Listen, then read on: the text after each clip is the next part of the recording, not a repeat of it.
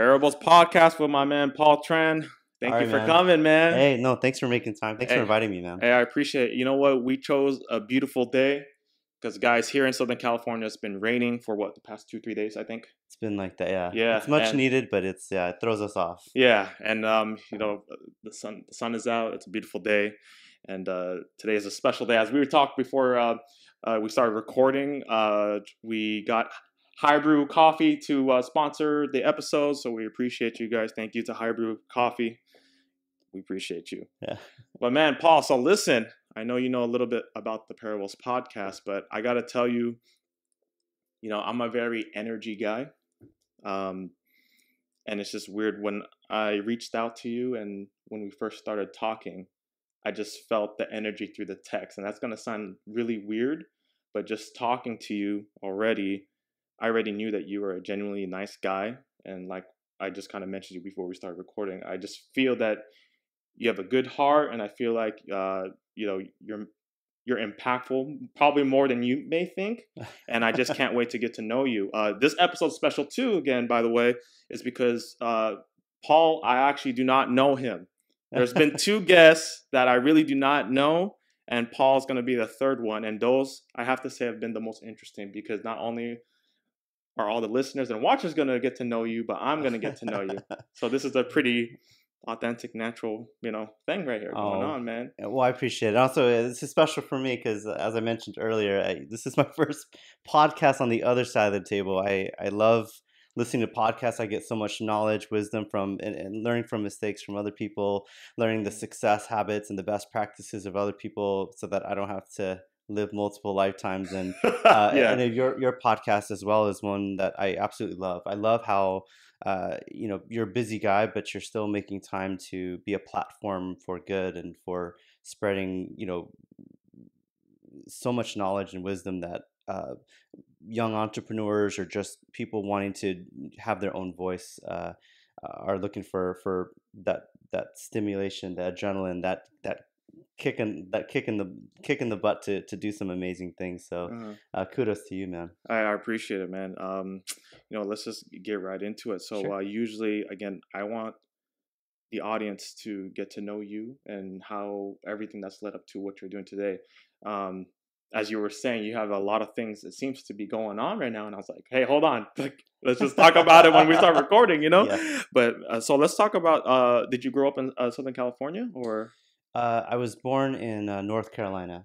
My parents, I was born in Charlotte, and I was probably one of the only Asian guys in that area. Okay. I don't know how my parents ended up there, but I was there for 7 years, and I was the only Asian kid with a Southern accent. And, oh man! And when I moved here, kids are cruel. In elementary, they made fun of my accent and all that stuff. So I had to, if I wanted to make friends, I had to change that real quick. Later on, I make this funny joke where, like, in college, I was telling like girls that I used to have this Southern accent. They're like, "Oh man, if you still had the accent, that'd be so hot."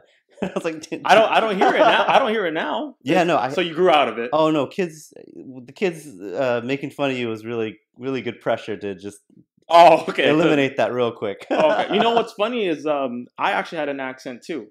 When I was born, I was sent to the Philippines for about a year. So you were born here? I was born here. Okay. And then I was shipped to the Philippines so my parents just could work really hard and kind of establish themselves. Yeah. And then I came back.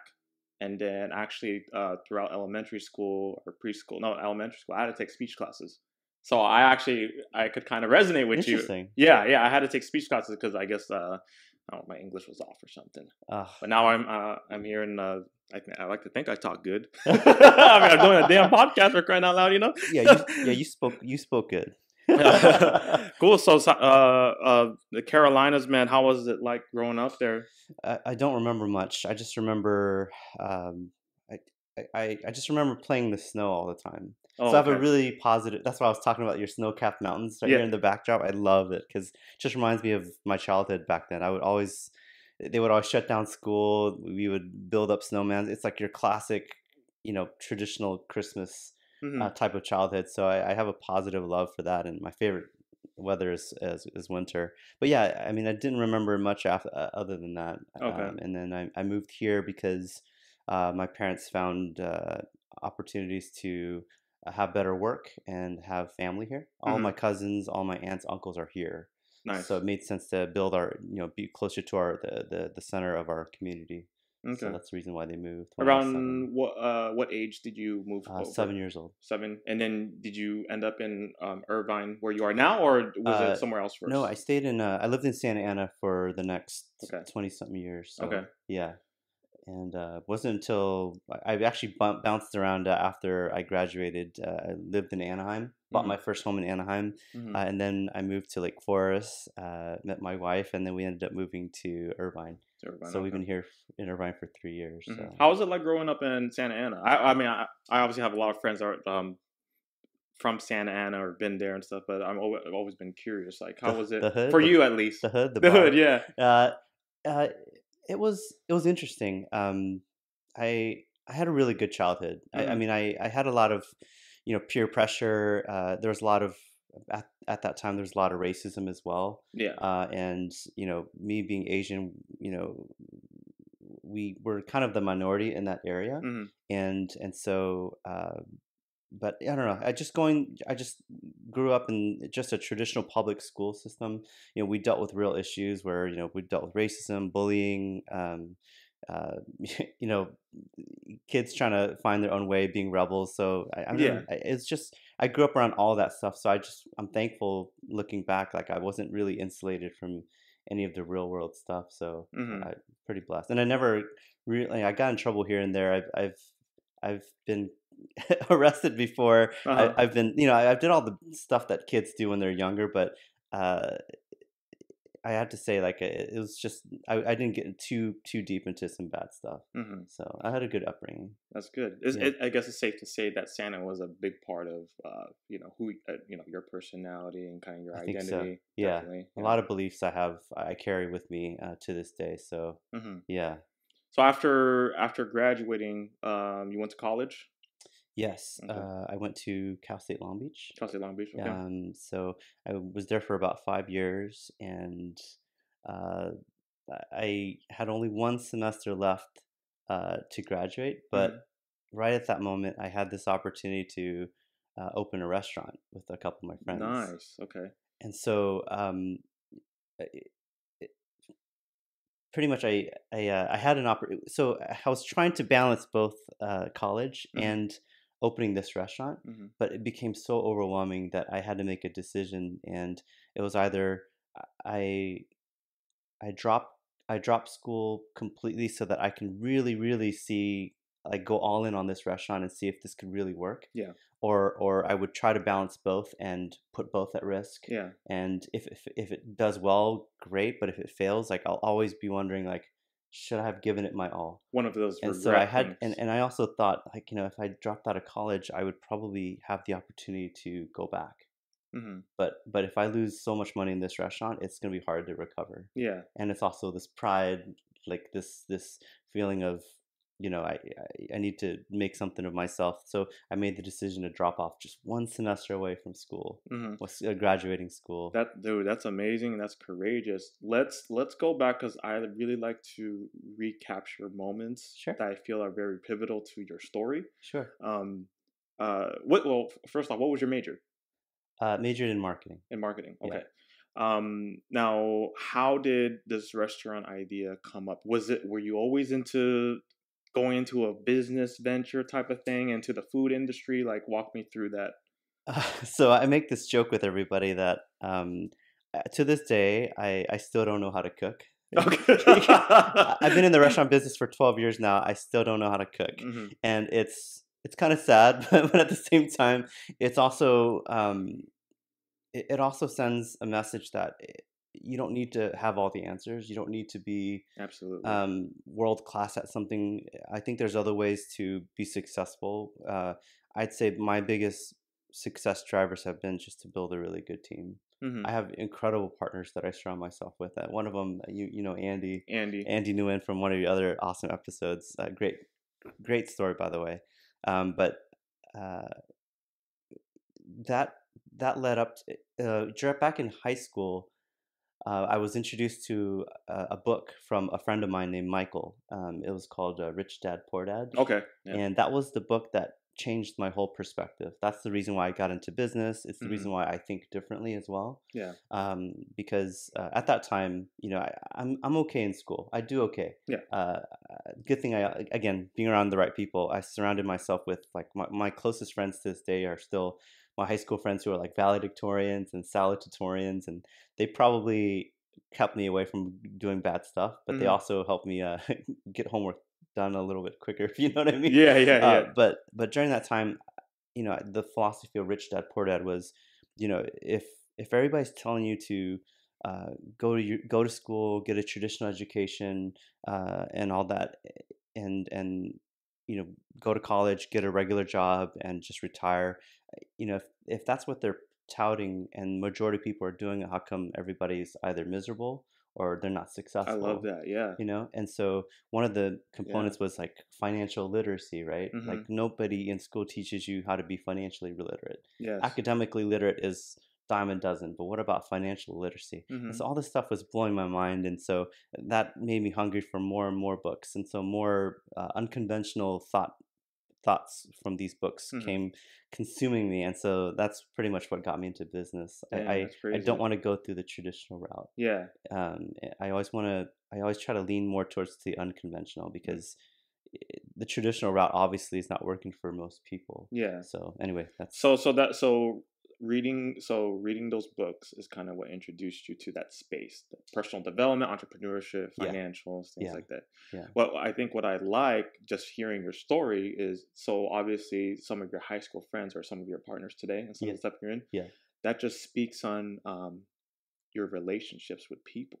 You know what I mean? How often are some people able to brag and say, "Hey, I still maintain my friendships from high school. I mean, I have friends since kindergarten I'm very proud of. I mean, we don't have a business or anything, but that speaks a lot. And then for you guys, you and your high school friends or whoever it is to actually be in business and be partners and seem to be doing well, that says a lot about you guys and you know? Oh, well, thank you. It's funny hearing you. It's funny hearing you talk because it made me realize that, yeah, I think relationships have always been what's been making me, has allowed me to get into new levels of achievement and here and there. Like, for example, the first restaurant I ever got into, Mm-hmm. it's with my friend who I knew since third grade. Wow. Okay. And we're still really good friends. He's now like a film director in Asia, Oh, so nice. that's led him to a different path. Yeah. But yeah, I'd say I'm really fortunate. I've always been lucky to be in close proximity in the aura of really good friends. Yeah, and just talking about relationships, I think not everybody has been fortunate enough to maintain relationships or have good relationships, but I think not having those, it's kind of where you place yourself from there, right? What positions you put to get better relationships or create relationships with new people. Yeah, You know what I mean? And that's why I think one of the beautiful things with this podcast too is not only do we get to know who you are too, but I also think that I think we somehow in some way, this may sound spiritually or weird, we build this relationship intimately, whether by listening or just having a simple conversation. And that's sure. that's why I think a lot of people are missing is just having a conversation, man. Even if we weren't recording, I would find this conversation already fascinating. I've actually found, like, it's crazy. I talk a lot and I'm that person that, like, you could, approach and talk to, but I found that actually making time to sit down and have a real nice conversation without being on your phone or just being distracted is just so it's just rewarding. Sure. And And I had to cut you off and commend you because, I hear a lot of people give this excuse where I never had any mentors. I never was surrounded by good people. yeah, And here I am hearing you, like, even though you're busy, you're married, I got so much going on, like on your day off, you just told me right this morning, yeah, like yeah, yeah. on your day off, you are engineering an environment for good people to be around each other. Mm-hmm. So that kind of speaks to your initiative and your this is by design Mm-hmm. to be surrounded by good people. I got lucky to be surrounded by good people, but even if you don't, like, you still have an opportunity to do it by design, if that Yeah, makes sense. exactly. No, I So know exactly. It's like kudos to you on you got that to one. create your own opportunities. I think Yeah, is kind of what we're trying to go at. yeah, Um, let's go back to so this restaurant. So obviously it sounded like a very pivotal moment because you had to make a very difficult decision. yeah. Something I didn't. How did it feel? I mean, did your parents support it? Were you with your wife at the time or No, no? no. No. Okay. So I don't know if my parents would support it because I never told them for Oh for man. so Okay. for 2 years. So this is one of my more shameful moments, and I feel like this podcast I want to be real about it. Hmm. During this time, my parents, they focused a lot on education, Of course. Yeah. and my older brother, he's your poster child for working hard and being academically literate. He's a smart guy. Yeah. He's a PhD Nice. in pharmacology, and so he made my parents really proud. Hmm. For me, I was always been the middle child, and with that middle child syndrome is always like there's always like respect and responsibility to the older child, Hmm. and there's Okay, always, so he was the older brother. yeah. And Okay. then I have Okay. a Yeah. younger sister Okay. who, she was the youngest one. She was the girl, and so there's a lot of love and spoilage. Yeah. Of course, I love her too, but there's always like this middle child syndrome where I feel like, I don't know if it's true. Middle children tend to be more of the rebels. They tend to, because they don't get attention. They try to get attention by being super loud. I don't know what it is. I'm not too well versed in that research, but I think my sister's the same way. She's the okay. middle child. Yeah. No, much love to everybody in my Yeah. family, Yeah. but I feel like I've always I feel like I've always caused my parents a lot of grief. Yeah. And so when I made this decision, I was really scared of letting my parents down, Hmm. because my parents, my dad was all about education. He didn't come from, we come from, we didn't have a lot of material things. Yeah. And even then, so my parents, they risked their lives. They left their entire family, their whole life as they knew it, in Vietnam, to escape, to come here, to give us an opportunity Yeah. to gain an education and make something of ourselves. And education was all they knew as the vehicle to be successful. Yeah. And Yeah. so for me to throw it all away in their eye, and in my perception and probably their eyes, like I felt really bad about this decision, and so I ended up not telling them for 2 years. For 2 years, I, but it was up. So, but the business was up and running for 2 years. yeah, Oh. I ended up running it for 3 years, and then we Okay. got bought out. Oh, nice. Okay. So yeah, the business ran really successfully, and thank goodness, it wasn't in vain. Yeah. And so I got an offer to get bought out for multiple times our investment. And at that time we were young, and so like I said, my one of my partners ended up going to film school Yeah. and direct films. And so it was perfect timing. It was time for him to for his next journey. Nice. My other really good friend I've known since 6th grade, he ended up being an engineer at a really big contracting company. I still keep in touch with him as well. So we were still young. We always believed this was the stepping stone, so we felt it was the right time to sell. Dang, that's crazy. Yeah. It's an incredible journey. It's like so you guys got bought out, but then it was like the perfect time because then it led you all to the path that your friends are in now. That I'm Yeah. sure it created more opportunity for you to start your new journey, Yeah. or in whatever venture that was. Yeah, I stayed with food. So during that time, this is where during our second year of business was really well. We opened up a Cajun seafood restaurant. Okay. Are you familiar with Boiling Crab? Yeah. Yeah. Very So, familiar. so after when Boiling Crab opened and had this massive cult-like hysteric following, Yeah. my buddy Jimmy, we ate there one day just to hang out, and he's like, I can probably make the recipe better. And Uh-huh. I was like, are you sure? Like, you're not a professional chef. You just make food at home. He says, I guarantee you I can make it better. And of course, I still think Boiling Crab is amazing, incredible. Our recipe was just different. Yeah. But I said, if we put up our money, would you put your money where your mouth is and actually deliver? Yeah. And he said, yeah, let's do it.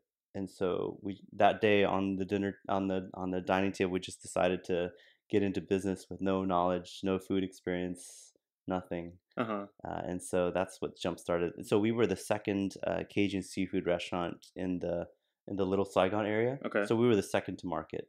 So our idea was we'd make a really good recipe, but their stores are Boiling Crab stores are so busy that we're assuming that people that are waiting for 2-3 hours there, they're willing to give us a try. Yeah, yeah. And so that was our strategy. I've waited long. So that was our strategy, and it worked out really well. Wait, so you mean to tell me that you were one of the founders or one of the Boiling Crab? No. So the Boiling Crab was already in the market. Okay. So we started our own restaurant called the Cajun Corner. Oh, okay. Yeah, Gotcha. And so that's also that we were the second one to ever open. Okay, makes sense. And so during that time, it was still hot, it was growing, and so we were able to ride the upswing. Yeah, the Cajun, that market. After that, all these guys tried to do Cajun crawfish and stuff, and Yes. the market got really crowded. So that's also another reason why we decided to get out, because it got too competitive, and also us, we weren't trying to make this our life goal. So we decided to sell out. But yeah, we hit while the iron was really hot, so we got really lucky. Now, so that's seafood. Your first one, what type of food was that, or what restaurant? No, that was the very first. Oh, that was the first one. Yeah. Oh, okay. Yeah, no experience, nothing. Dang, that's crazy. There's something cool that comes with another thing you told me earlier was how all the podcast equipment that you work with, like you didn't come from this world. You didn't Oh, dude. You didn't have a degree or anything, right? But you didn't make that an excuse. Yeah. And so for me, it's more like I didn't make that excuse, and also there's something, I was just so naive. And I think naivete helps you get stuff done too. Yeah. Now I didn't know that I couldn't do that. I didn't know that was not possible. Yeah. So I just did it. So it's one of those things where you just have to figure it out, and I think sometimes it's okay to be a little reckless. That's just me, Well, in retrospect, I could probably use that as my excuse, but for me back then, it's just like I just wanted to get into business, and at that time I didn't even know that this is not how it's supposed to be done. Yeah. And so actually, for another ridiculous, embarrassing thing was when we opened this Cajun crawfish restaurant. One of our last things on the checklist was to get a supplier for crawfish. And then when I called them, the crawfish suppliers that I knew about, they said, we don't have crawfish this season. Don't you know it's out of season for 3 months? Oh man. I'm like, what? And so when I wouldn't have known too. Yeah. If I just And so I told my partners, like, we're going to open right now and we don't have any crawfish. He's like, what do you mean? What do you mean crawfish has a season? I was like, oh my God. Man. But the beauty was every year Boiling Crab would close for 2 months. I didn't know. It didn't process for me. I thought they just wanted to go on vacation, but it's because crawfish is out of season. Interesting. Wow. But it worked in our favor, because if I had known that there was a season, I wouldn't have opened. We might have missed our greatest opportunity, because during that 2-month season, people crave crawfish. Yeah. So we just opened with shrimp and clams and crab with the same recipe, and people that were fiending for it and craving it. Everyone, they'd still go not Boiling Crab's 2-hour, 3-hour wait people, but everyone went to our store because there was no other options during that 2-month period. So makes sense. So we got it really good during that. You met like the demand still. Yes. During that time where there was opportunity to still be open, still provide seafood, I guess, while crawfish was out of season. It just wasn't crawfish, but we supply everything else, and people craved the recipe, the spice. Yes. All the things that Boiling Crab is known for, except for that crawfish portion. So yeah, we lucked out, and that's because of naivety. Man. Because of pure ignorance. I don't know why I find this so fascinating. I think like this is like a huge lesson for anybody that's listening. Like, if you think, I don't know, because like you just identified, a demand basically, like, and you just still went with it, and you know what I mean? Yeah. It's just that's crazy. Okay, so you guys this is the same restaurant that got bought out. Yes. Right? Yes. And then walk me through. Well, actually, I want to ask you, because it's funny you said like you still don't know how to cook or that thing, whatever. But is there something that drew you to the restaurant industry or food in general? I asked the same question with Andy too, and I'm just curious. I remember you did that. Well, for me, food, it's a function of I knew I wanted to get into business. I just didn't know what. Okay. And it was also a function of I feel like a um, lot of people are like that too, by the way, right? yeah. Well, I mean, you just figure it out as you go, Yeah, yeah. and you fill in the blanks. You try a bunch of things. You mess up a lot of things to find that out. But it was a function of that. It was also a function of um, my wife now and I would just love to eat all the time, Yeah. and I think eating is a dopamine shot for us because it's it's how we communicate, it's how we hang out, it's a place where we get work done. Like Hmm. we have to eat. There's no escaping it. Yeah. And then for the next decade, I ended up working for a franchise development company called FranSmart, Hmm. and it's owned by an amazing CEO, which I still look up to and get mentored. His name is Dan Rowe. Hmm. He started Five Guys Burgers. Oh, nice. Yeah, he Okay. was their first. So he approached the family when they only had 5 stores, and he said, "Hey, I love your brand. No one's doing burgers like you." Because at the time, it was just the cheap McDonald's Hmm. burgers or the chef quality $30 burgers, Hmm. but there's nobody doing anything in the middle. And so he decided, "Hey, I'll be your first franchisee, and I'll help you build the systems for franchising." Wow. And so he sold, you know, he was the first franchisee. He opened the first 10 stores, Hmm. and then he ended up selling franchises to everybody else around the country, and now they have like 2,000 stores, Hmm. and like they're in like 10 countries, and they do like $1 billion in sales. That's crazy. Yeah. There's a Five Guys, yeah, down the street. Right? Yeah. Yeah. I'm an in and out guy, Yeah. but but I learned my best practices through the Five Guys case study when I worked for Dan. But anyways, I he said something back to the original point. He said that you know Amazon's taking all these businesses away, Hmm.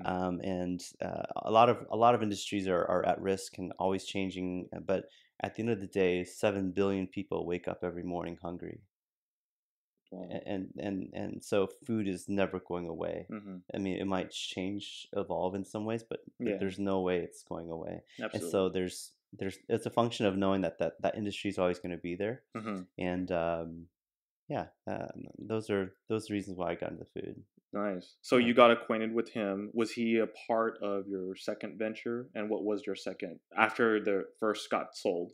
Yeah. What was the next? What was your where Yeah. did your journey take you? Yeah. So by the second year of running the Cajun Corner, we started getting a lot of franchise requests. And during that time, I had no idea how to franchise. Okay. I didn't have any. It sounds sexy. I know McDonald's does franchising. Yeah. How does this happen? And so that's when I started researching companies that help, concepts franchise. And that's when I came into FranSmart. Hmm. And I met up with them and wanted to learn all about the business. And so uh, I had a great conversation with the managers and the executives there, and learned that there was a job position available. And so, they asked me, are you currently running the Cajun Corner right now passively?" And I said, "Yeah, I have a good team. I have management in place. Like, would you like to work with us? And we can kind of show you how to franchise the way we did it with Five Guys and so many other Wow. brands." And I'm like, "Yeah." Yeah, yeah, yeah. And at Like, sign me up. that, at that time, I was all about, and I said, "What job positions are available?" They said, director of franchise development. I'm like, director? Hmm. That sounds sexy. I am in. Yeah, yeah. And so yeah, I ended up doing both at the same time for the next 2 years before I got bought out. And that's when I started working for FranSmart for over a decade. Wow. So I was able to learn everything that was to learn through the Five Guys case study. I also had the opportunity to grow brands as well, because FranSmart acquires companies Hmm. that they believe can do incredible numbers and scale and And become like the next big thing. franchise, like you Yeah, said, yeah. and so I was able to grow brands like Freshii, Hmm. which is a small 9 unit chain in Toronto. I had the fortunate opportunity to work with the CEO. His name is Matthew Corin. Hmm. We're able to grow that thing to now there's over 300 stores. Hmm. They're in Target and they're all around the world, and they're now a public company on the stock exchange. Nice. And I've also worked with a lot of other brands, but uh, during that decade period, seeing all these really cool brands grow, um, I missed the entrepreneurial world. I see. And so I'm just like, I'm waiting to jump back in. Like I've gained so much knowledge on what it takes to take small brands from 0 to 100 real quick. and, Mm-hmm. and so I was just waiting for the right opportunity. And it was right when the Halal Guys Mm-hmm. um, came onto the France Smart radar. And we spent about a year getting the Halal Guys really comfortable with franchising because they're a family-owned business, Yeah. mom and pop shop. They just had carts, and In New York, right? yeah, Yeah. that's it. And That's insane. so we helped them build the prototype for the franchise for the brick and mortar store, Mm-hmm. and we also helped them think about franchising, help them set up to franchise to scale. And at that time, I'm just like, wow. I've been looking for an opportunity. I've gained 10 years of experience, and I built up a sizable amount of like savings to do something really impactful. And in the industry, everybody's done burgers, right? Mm-hmm. Everybody's done pizza, coffee. No one's done anything in a leadership level when it comes to Middle Eastern or Mediterranean food. Mm-hmm. And as you know, consumers are becoming more adventurous with ethnic cuisines. Absolutely. People love that, but there's no, before Halal Guys came onto the scene, Middle Eastern food was either really expensive, Mm-hmm. inconsistent, or the really good ones stayed safe in neighborhoods that were Middle Eastern So based. true. Very true. And Yes. so, like, and it's intimidating for mainstream America, right? Yeah. And there's no branding. There's just so many things that just prevented it from the tipping point, so to speak. So you identified. Yeah, so we believe that Halal Guys was going to be the next big thing. So I grew them from a FranSmart capacity, and Mm-hmm. then I double dipped, and I'm like, hey, can I buy the franchise and open and operate stores too? Was there a conflict with that? No, if No? anything, it's more like He's the perfect guy. I knew the business inside and out, Yeah. and now I have deep knowledge to make this successful. And it shows that I really believed in the brand too. Yes. Okay. Makes Yeah, sense. so it's the legal insider trading. Gotcha. Okay. I like that. I like that. Actually, that's funny. So yeah, I mean, I built a team to do this because I know I couldn't do this on my own, and yeah, we ended up buying the rights for Southern California, and in 3 years we grinded and we built 9 stores Wow. within a 3 year period, and we're building more stores as well as we speak. We're building one in Hollywood and Pasadena, Mm-hmm. and we're also venturing to get into San Diego as well. Nice. So that thing's growing. I mean, I couldn't be more blessed. Again, being surrounded by good people. Yeah. After all these years, like I'm in love with my partners. Mm-hmm. Like everybody divides and conquers. Everybody trusts each other. This, as opposed to my first restaurant, Mm-hmm. this one was built by design and built with people actually I'm not friends with. But we built it by design based on their competencies. Mm-hmm. So Thomas Pham, have you heard? Mm-mm. Oh, Thomas Pham, he's our group CEO. Okay. We're all equal partners, but Yeah. he's our group CEO. He owns a marketing company that he was able to put Halal Guys on the map on social media. Mm-hmm. And one of my other partners owns a mortgage company, so we made him the CFO. Nice. And so I mean, all of our partners, we just have defined roles that we Like they would perfectly fit in. yeah. And we don't check in with each other because we trust each other, and Yeah. we chat all the time on WhatsApp. Yeah. And yeah, we built a sizable chain. You know what's crazy is I always say that. We know it's crazy, And but I'm sorry, I'm all over the place. no, Okay. you're not. Okay. I do want to go back. I find the whole partnership aspect very fascinating, and the reason why is, I think a big issue that a lot of companies have is having conflict or just some sort of discrepancy with partners, and it seems that you've been blessed to been able to partner up with some amazing individuals. It sounds like. Can you walk me through what it's like to get in partnership with somebody that you've never done business with? It sounded like, again, everyone just identified their roles. To me, I always think of a partnership as I always like to self-reflect. And Yeah. I've spoken to many of my colleagues about this, on how I would conduct business, but also if people were to look at me from outside, just as a person, Yeah. how I carry myself, how I maintain my relationships, how I treat my spouse, how I may open the door for an elderly lady walking through the door. that speaks for probably how I would conduct business. Sure. And so I'm just curious as to what was the process of finding these partners, and I mean, was it difficult? I mean, I really find the subject very interesting because we all know this. Like sometimes you just can't do everything by yourself. Sure. Right? Sure. Um, that's a great question, and I don't know if I'm going to give you the best answer possible because I'm still trying to figure it out too. Yeah, yeah. Um, I I have to say, even though the first restaurant that I got into, it was profitable Hmm. from a financial sense. We had a lot of rifts as well. We had a lot of disagreements, and it's one of those things like don't get into business with your family or friends. Yes, And yes. I can see why that has caused a lot of issues. Um, we had different. Another reason why we sold was we had difference in vision as well. Hmm. I wanted to franchise the Cajun Corner. One of my other partners, who was the chef that made the menu, he wanted to expand the menu, and then one of my other partners wanted to just open corporate stores. Mm. And so I think that's where the tires on the car were misaligned, Hmm. and there was a I don't we just had a lot of we had a lot of disagreements as well. And so if I were to do it again, like part of me doesn't want to do it again because I wouldn't want to, because it built me to who I am. But Yeah.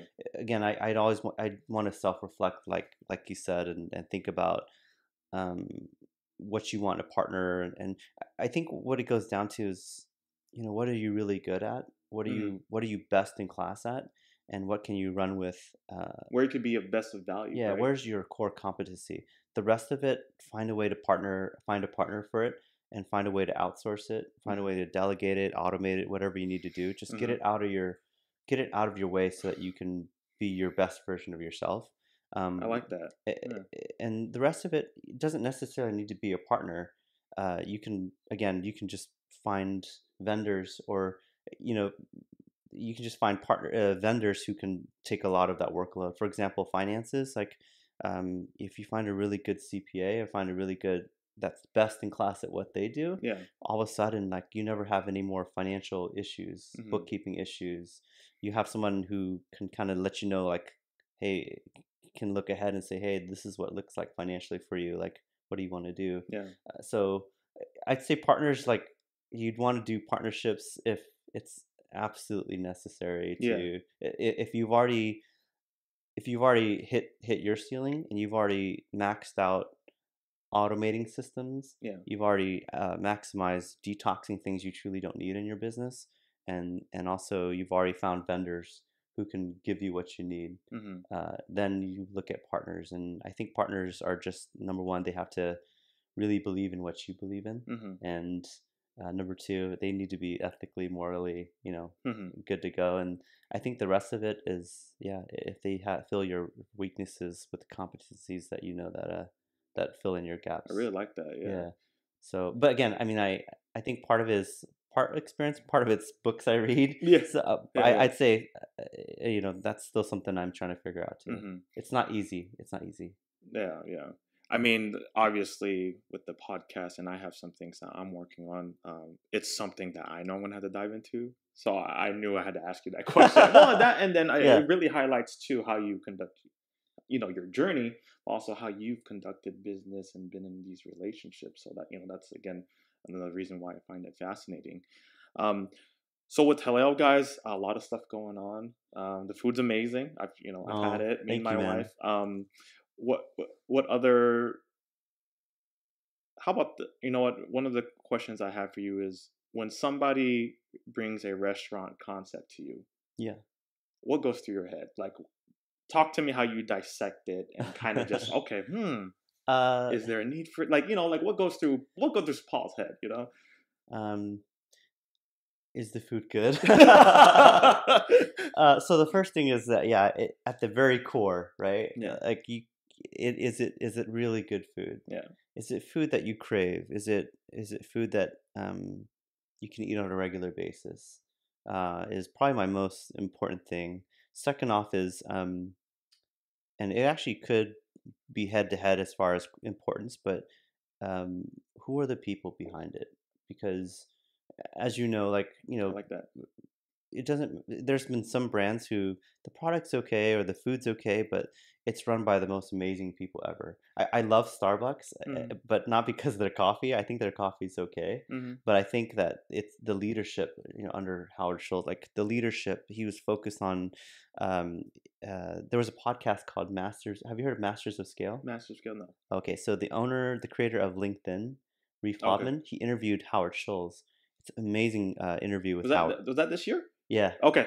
um, I think I may have seen it. highly Yeah. recommend it. I love it. But the leadership behind Starbucks was so incredible. They were just so laser focused on taking care of their employees, and doing good is not something you do later on. Like some companies, they do, and then every once in a while they raise money for charity. Yeah. Like they focus on, you can do good, and doing good is part of doing good is part of the business Of the model. business of like Yeah. everything you do. Yeah, Yeah. it is the business model. And Uh-huh. so they've created, they've been voted like some of the best companies to work To for, work for. because Yeah. people love the fact that they take care of like employees, they take care of the community, they do some, and then it's not something they do on the side. That's part of their model. I'm sorry, but anyways, going back to the main point is like the leadership. Who's behind it? Are they good people? Do they really believe in what they believe in? Are they all in on this? Second, the next thing is also, is this something are you doing something different? Mhm. Because I don't want to work with concepts that are buried in competition, and Like saturated. there's no differentiation. And so, are you doing something different? Are you doing something like innovative, and do you own that market too? For example, Five Guys. Yeah, the burger space is crowded, or kind of held by the good old boys club, which is McDonald's and Burger King. Mm-hmm. But Five Guys did something different. Uh, you know, they're doing high quality burgers, but at a better price point than the chef. So people are elevating the quality of the food, Mm-hmm. and there's people that are coming down from the full service burgers. They don't have to pay tip. They don't have to be, have to deal with all the issues that full service restaurants have. And so they created their own category of the better burger, Mm-hmm. and they owned it. They Mm-hmm. dominated it. So are they doing something different, and are they owning it? Mm-hmm. Is the next thing that comes through my mind. Everything else is kind of like logistics, but those are probably the top three things I think about. Mm-hmm. How does it feel? I don't know. If I was in your position, if I passed by Five Guys, I'd be like, "That's me, baby." You know what I mean? How does it feel? Like, No, well, okay, so I'm sure there's a humbling side to it, of course, but I'm sure there's a very proud, very like, wow, I was involved in that project. It feels great, it's funny. This is something I need to work on, but I think I'm always nonstop working. Okay. And when you're working nonstop, you don't take moments sometimes to think about like just how big of a deal something is and how grateful you should be. That's why you get on podcasts like the I Parables, know, you I know what know. I'm saying? And so, no, I'm glad you asked that question, because one thing I am proud about is every morning I journal 3 things I'm grateful for. So do I. Yeah. Okay, awesome. And, I don't journal it, but I make sure I identify Okay. 3 things. Yeah.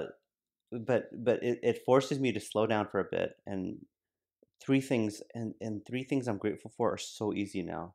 Like I'm just like, wow, there's so many good things going in my life. Mm-hmm. But going back to that point is, I pass by the Halal Guys, I pass by Five Guys, I pass by brands that I've worked with, and um, I need to do a better job at taking a step back and saying, wow, I had the fortunate opportunity to work with these amazing people, and they're here, and I was able to have a hand in it.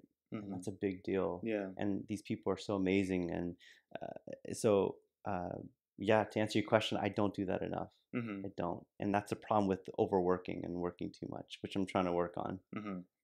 So I don't know if that answers your question. Yeah, no, you know what? You kind of called me out. No, it's just, I agree with you. I had a good friend of mine reach out to me and kind of just take me back to where I all started with this. This whole concept started mid-September with the podcast, and I still have a long way to go. I have a lot of crazy ideas where I want to take it, but he brings me back and he reminded me where it all started. I remember struggling just thinking about what equipment to buy. And Yeah. I'm sure you could reflect back to maybe, I don't know, something when you had in one of the projects, there was a lot of decisions there that you had to make, and there were pivotal moments on where this thing, because, it's all about decisions, right? And one decision could really, Oh, the ripple effect is insane. exactly, Yeah. right? And I just think a lot of, we sometimes got to take time to just be grateful for what we got, but Yeah. also take the time to reflect where we started and just kind of be humbled and thankful again. Yeah. And man, holiday spirit, right? I think the holidays is a great way to like slow down your car. Are you even in the right road? Yeah. But that's something that again I made a comment on my Instagram post. Thanksgiving is not a one day affair. It's every day. Yes, yeah. So yeah, I mean, Mhm. agreed with you on that. So you're a part of Cauldron Ice Cream also, right? Yes. Okay. Yes. So I know there's one in Cravings in Chino. Yes. Me and my wife went there, and I gotta tell you, I love the place. I forget what it's called. I don't know if it's like a waffle or what is it like. It's called Puffle. Oh, It's okay. like a Hong Kong. When you're in Hong Kong, it's like a snack where all the dessert places or the tea and boba places have that as a side, as a snack. And so Terrence and Desiree, the founders, I had the fortunate opportunity to help them with converting into a franchise. Nice. They opened that store, but yeah, they pretty much married that with ice cream. And it's amazing. Yeah, I forget what the flavor was. I know that thing was red velvet, and the ice cream tastes amazing, man. But anyway, oh, cool. So wait, are you with Fran still or no more? Right? No, I don't know. Okay, I left about 2 years ago. Okay, Yeah. So when these opportunities come, like a concept, restaurant, whatever, how does that process work? Because I know people like me, like I don't know. This is restaurant space. How does that work? I mean, do those? Let's just say I have a restaurant concept, and I obviously want a franchise or I want to scale it. Like Ejay's Tacos. yeah. Who right. knows?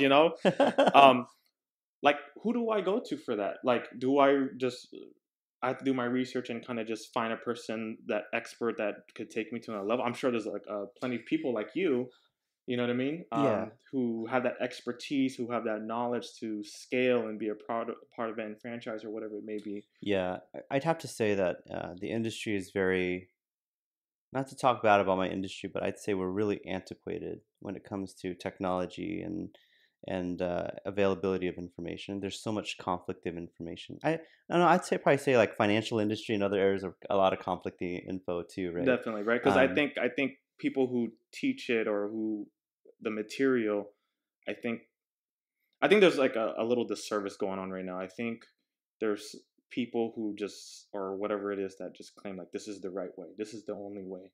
Yeah. You know what I mean? And I think that's a disservice because there's always different ways. Circumstances too, right? Yeah. Exactly. I like that. Yeah. And but I'm sorry to interrupt. But go ahead. Yeah. No, I love hearing that as well. I think the most important thing is to know that there's going to be conflict in information. Okay. And to know that there's no real wrong decision, only one that isn't authentic to you. And whatever decision you end up making, just know that the decision most times are not permanent, and you can always backpedal. I think a lot of people are so scared about decisions they make. Oh, should I franchise or should I not? Or should I open more stores or should I not? The first thing that you should probably do is just like, is this what you really want? Mm-hmm.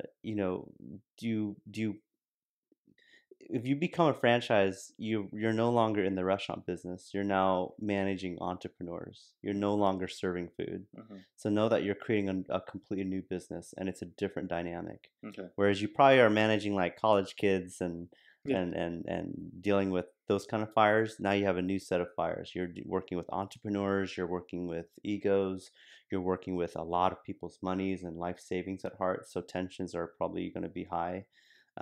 So figure out if this is the kind of people you want to work with. Mm-hmm. It's not wrong or right. It's just different. Next thing is, do you have a systems in place for everything? Like, if you know, is your manager able, if you're able to, are you able to take out a manager who's probably been with you forever and throw someone new in? Would they be able to get up to speed right away? Do you have training systems in place? Do you have you know, automatic procedures, and do you have all that stuff in place before you even decide to open another store or Sounds franchise? like you're talking about structure a little bit. Yeah, is there structure? Like Is there organization infrastructure? structure a little Yeah. bit. Yeah. And then do you have the bandwidth? Because most mom and pop shops don't have the bandwidth.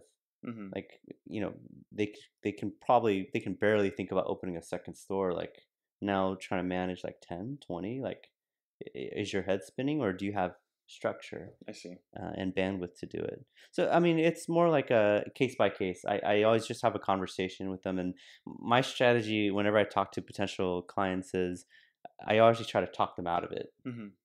because if they talk them Interesting. out of it, have them think about every possible scenario where things could backfire, and if they're still like around, if they're still sticking out, like I can do this, I'm ready to do this, that means they've thought it through thoroughly, and it's something that I could probably take on more actively. That's amazing. It sounds like because you obviously want to you want to work with somebody that's in the best interest of you instead of you just saying no, just scale. And Yeah, you know what I'm saying? And yeah. like you said, case by case, right? So I could be EJ's Tacos. We could be like, okay, should I open up 2 more stores, 3 more stores, or is like, okay, no, is it?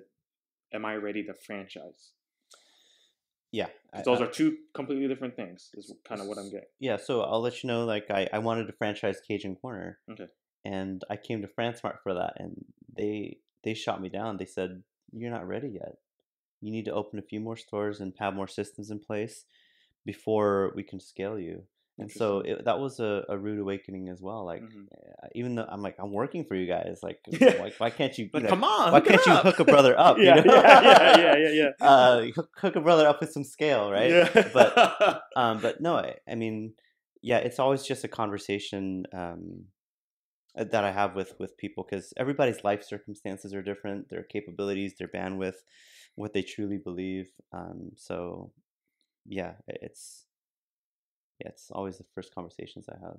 from uh, from your position, Hmm. like I like to think put myself in your position, just thinking about this. If someone were to approach me and say, "Hey, EJ, um, I'd love to scale my business, do this and do that." One a part of me would be like, "Wow, I'm very humbled that you're giving me this opportunity to even consider me," and I'm sure you have that. You know, you go through that. That goes through your head. Sure. And second, I'm sure there's a lot of responsibility. Like you feel like there's a little pressure. Well, but with your experience, I'm sure like you know how to handle that. But that's how I in a position I would feel. Yeah. Like you know, um, but it sounds like every concept that you've believed in, it seems to have been doing pretty well. I mean, that it's like social media though. Be careful, because there's also a lot of brands that didn't go well. Okay, There's been a lot so of, you've had some failures. oh, for sure, for Okay, sure, for okay, sure. Um, I'm just not at liberty to talk about them, okay. you know. But No worries. but no, I'm not always right. You know, Hmm. social media is always about putting your best foot forward. So of course, it's fun to talk about those. Yeah. But there's also been really bad, you know, failures or brands that just didn't take off the way they should have. Hmm. And so that comes with the territory. Yeah. Like you win some, you lose some, Hmm. and so no, that's all part of my story as well. Hmm. And if you're talking about like, you know, why didn't they do well? A lot of times it's just maybe chemistry. Like I misfired on the chemistry we have working together. Um, Sometimes it's just bad decisions on, or sometimes there's brands that have run out of money. I see. I got so excited about helping a brand that I didn't check all the facts. Mm. You know, when you get, that's why you're talking about, that's the question about partnerships, right? Yeah. In the beginning, everybody puts their best foot forward. When you're dating someone, everybody always puts your best foot forward. But what's it like on a regular basis after Yeah. the honeymoon phase has died, Yeah. right? So I still deal with that as well. I get really excited about ideas, and I don't think things thoroughly. Or, you know, when you love something so much, you'll justify everything logically, Hmm. and you'll minimize all the potential pitfalls. And I'm working on that as I get older, and my mistakes have much more bigger repercussions, and Mm-hmm. they affect other people I care about more. Mm-hmm. Because now I have kids and all that, and other people's well-being depends on me. Mm-hmm. So I'm getting better at it. Mm-hmm. But yeah, I'd say a lot of misfires as well. Mm-hmm. So Nice. So I took a glance at your blog, and I find it very fascinating. I've been saying fascinating all day, but I like it. Can you kind of walk me through or explain how affirmations has kind of been a pivotal, not pivotal, maybe it seems to have guided you to decisions you made, your life, everything. Sure. And I want to preface that blog with uh, that's just something I write randomly. I wasn't trying to monetize it or anything. Oh no, no, yeah. I truly I love writing. I Mm-hmm. write probably, this is insane, but I probably write like 4 or 5 journal entries a day. Mm-hmm. There, a lot of it doesn't get publicized. It's just for me. But I started that blog because I felt like there was something that I wanted to share. Yeah. But I didn't want to be under the I read all these things about, oh, if you want to have a successful blog, you need to post content every day. You need to do this or that, and I'm just like, no, I just want to write Yeah. because I love it and I Yeah. need it out of my system. Yeah. And Yeah. writing helps me detox. It's my therapy. It's like an outlet, right? It's my therapy. Yeah, Yeah. it's cheaper than therapy. It's like my after's ice cream of writing. It's cheaper than therapy. You haven't published a blog in a little bit, by the Yeah, way. I know, but I'll be waiting for it, man. but I'm not under pressure to. Yeah. I like that. So if you read the about section, it says I'm truly, at the end of the day, I'm writing for an audience of one, and so I'm Christian, and I want to just write for my creator. Yes. And if I have an audience of one and that audience of one reads it every day, then it's 100% success rate. Mm-hmm. Low expectations. But anyways, as far as affirmations go, affirmations, there's been so many books written about it, so many, inspirational leaders write about it. I'd like to believe that affirmations is kind of like you from the future, coming back to tell you, what kind of future you want to have. So, affirmations, the philosophy is you always say things that you want to have in the present tense. Yeah. Like today I am successful because I make decisions that forward me to a certain goal. Or today I lower my body fat because of all the decisions I've made on my food. And when you say that, you kind of, how they say your brain can't really tell the difference between reality and what's fake. Yeah. And so when you do that, you kind of like trick your brain to thinking you already live whatever you programmed into your brain. Subconscious. Yeah. Subconscious, So I'm like, okay, so yeah, I'm healthy today, so I should put this waffle down. So it's really helpful in kind of like programming my brain to make decisions for things I want to have in the future. Would you say it's like a mindset hack, kind of? It's a mind trick, yeah. Yeah. But it seems to be working, though. It works. It works when I use it. Yes. Okay. No, I need to start using it on a regular basis. Mm-hmm. I do my gratitude journal every day, and so I think I have to say I think I'm really good at just being grateful all day. Yeah. But as far as affirmations go, habits aren't as concrete as they should be because I need to work on the affirmations part. Mm-hmm. You mentioned that you're Christian. I know that you have you're pretty religious. I love the stuff that you post. How has your faith in God really helped you where you are today? The decisions you make with your entrepreneurial journey, with your family. Yeah. It seems to have obviously played a huge role. So it has made a world of difference, and it's something that I need to be better at as I move along. Because again, what I said earlier about working nonstop and being a workaholic, sometimes you don't make time for most important things, and I want to have him at the center of everything I do. Mm-hmm. But I'd say God was my creator has been really instrumental during the deepest, the darkest moment of my life. And you may not know this, but I've been divorced, and I had a relationship with someone I've been with for 7 years, and I guess my ex-wife decided to go a different direction, and that kind of set my whole world, like turned it upside down. Yeah. And so thank goodness I was, during that time, during the divorce time, I decided to go back to church, and I went to Saddleback Church, and I would just go there, just be comforted by the messages, be reminded that, your circumstances, just be, you can turn bad things. God works all things for the good if you let him. Things don't happen to you, things happen for you. Yeah. Yes. Yeah, I love that.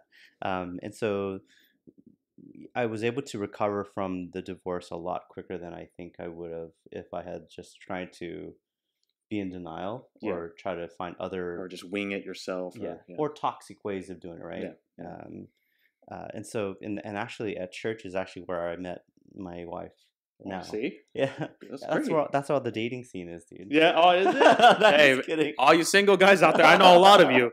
Go to church. Yeah, go to church.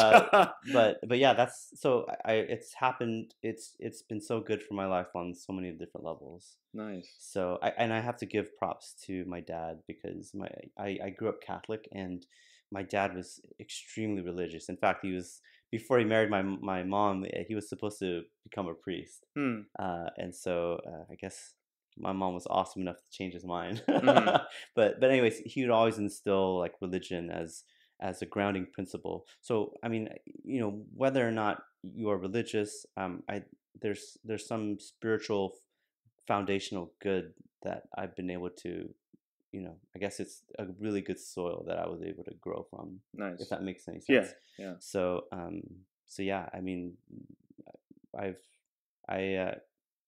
he's been a big part of my life, I guess. Yeah. So, and I'm trying to make him incredible, man. I'm trying to make him the first and throughout everything I do. And so I'm not always successful at it, but I'm working at it. Yeah. So we're about to run out of time. There are a few more questions I do want to ask you. Sure. The first one, just getting to know you here, again, getting to know you just like right now.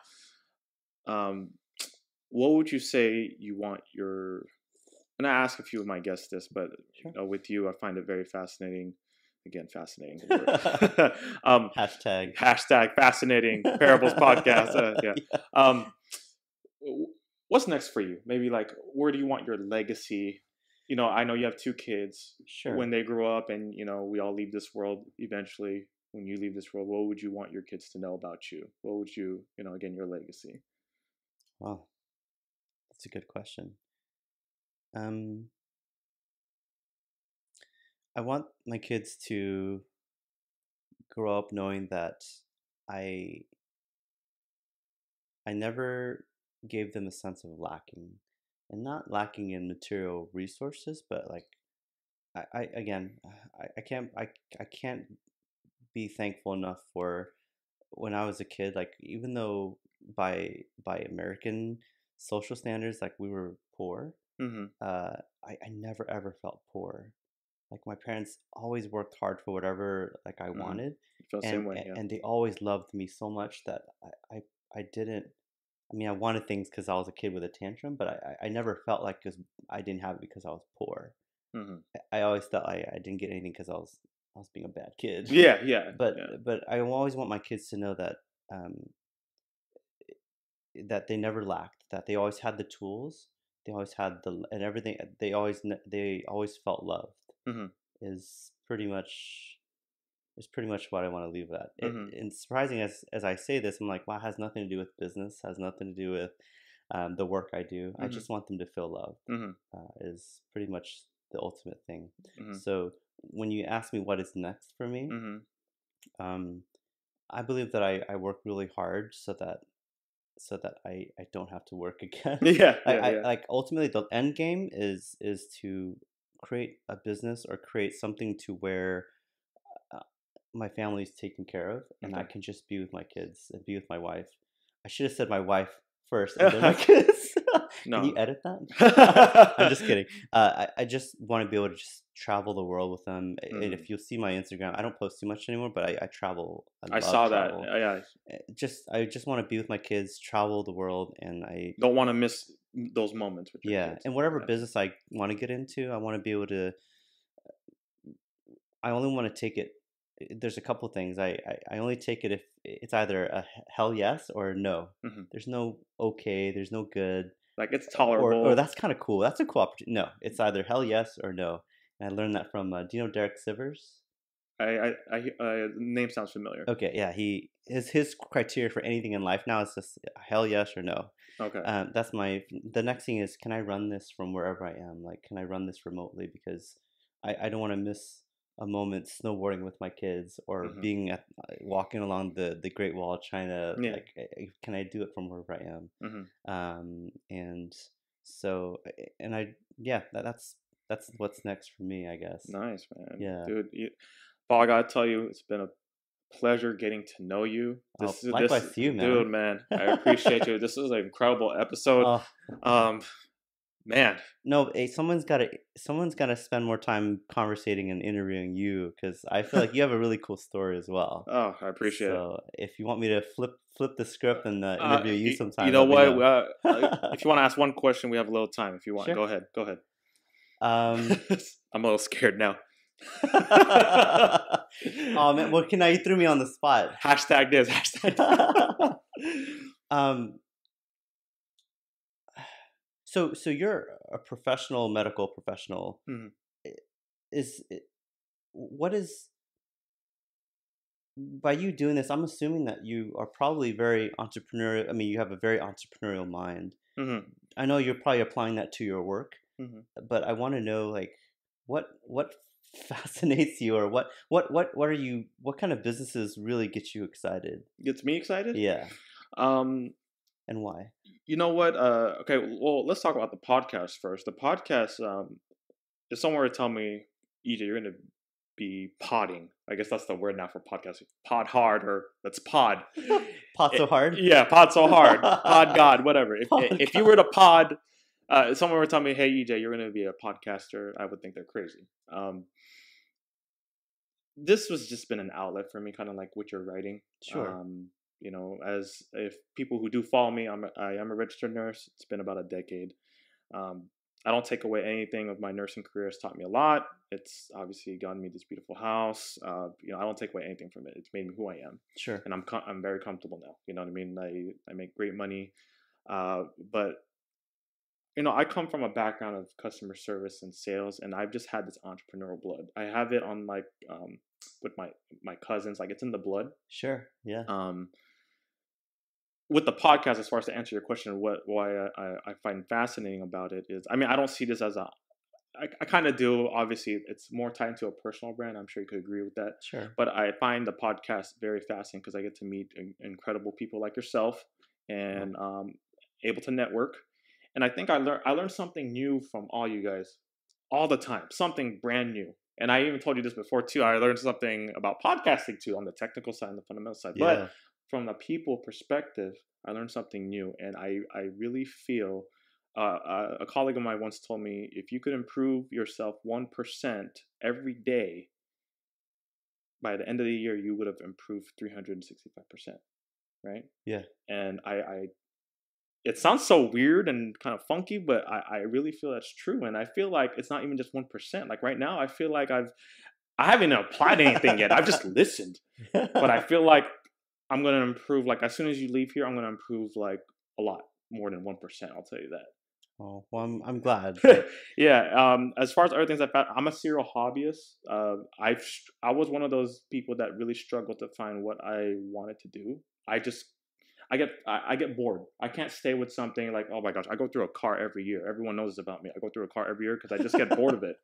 You know. I saw your Brian Nguyen podcast. How you loved cars so darn much, but yeah. Yeah. Okay. And I think I will tell you one thing that I want to be a person that just gets involved with projects that really get me excited. Like you said, like hell yes or no. Because you don't want to get buried in a sea of okay or maybe, because you will die. They call it like a death by 1,000 cuts.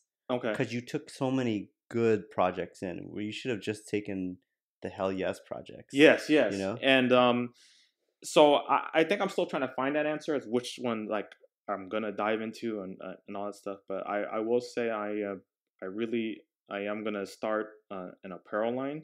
Apparel has always been it's one of those things where it's been like a 10-year procrastination thing. I've always loved it. I like to think I'm fashionable. Um, it's just something I have to do.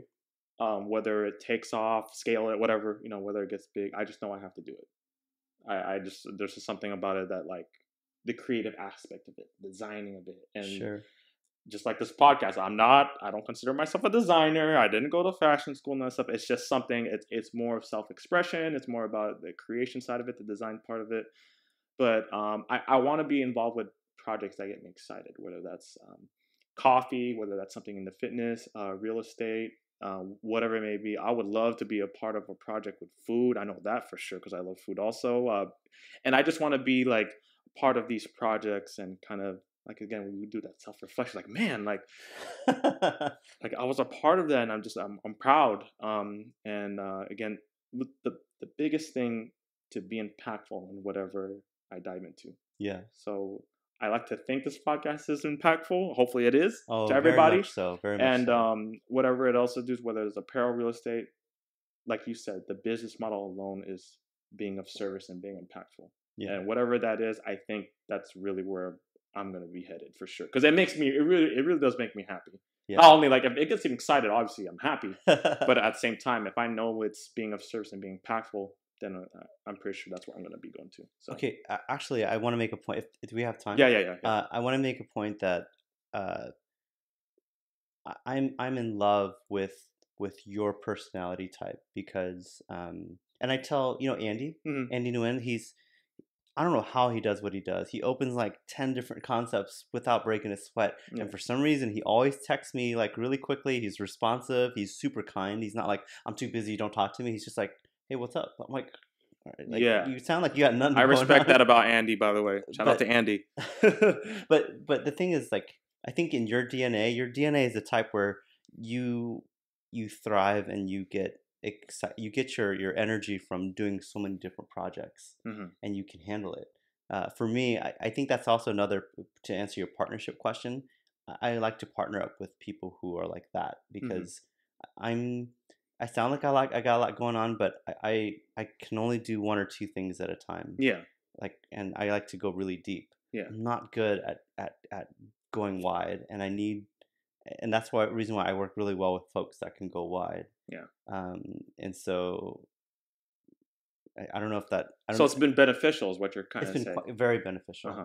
Yeah. It's kind of like a opposites attract maybe type of thing. Yeah, maybe. Maybe, yeah. Well, for example, like Andy and I are working on some cool projects, and whereas Andy he get his talent comes in handling so many different projects at once, but I handle one of his projects and I just go deep with it. Nice. And just execute on that, whereas he executes on a wide level. Mm-hmm.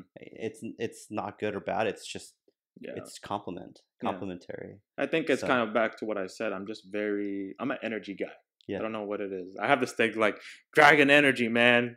Dragon energy is rising, y'all. You know what I mean? I don't know what it is. It's just the silly side of me. But again, Paul, I appreciate you. Just real quick, one, you got to sign my canvas. You know what I mean? The infamous canvas, everybody. I know the deal. I know the And routine. where could people find you? Get in contact with you if they. Right now it's mainly just through my Instagram. Okay. It's at Paul T Tran. So it's PaulTTran. Mm-hmm. That's where most of my conversations happen. Okay. If there's any opportunities to consult or do business, I mean, usually my conversations stem from there. Okay. And so, I mean, hopefully my Instagram account isn't as crazy as a lot of the guests you have, but and it's not really focused on business. It's more like just reflection of who I am and what's going on. Just to manage expectations. I love that, man. But I also want to say that I love what you're doing. I love that you're being a platform for good, and it's the mentality of people who are never too busy to give back, even though you've got a family and you've got work. I have to give you a lot of kudos for the work you do with the parables. So it's an honor to be here. I appreciate it. Hopefully there's some value that I add, but more importantly, like I wanted to come here and let you know that you're a great kudos for being a great platform. I appreciate it. Yeah, And trust me, there's a lot of value in this because if I could find value in just talking to you, I'm sure other people will too. So I appreciate it, man. Paul T Tran to reach out to my man here. Keep an eye out for Ejay's tacos. I'm just playing. But anyway, guys, Parables Podcast. If you guys do me a favor, as always, I appreciate the followers, the subscribers, the likes, the messages, the comments, you name it. I really appreciate it. Man, great episode, Parables Podcast, Paul Tran. Oh, I appreciate you, so much, brother. Man. Yeah, likewise, man. I appreciate you too. Parables Podcast, we are out.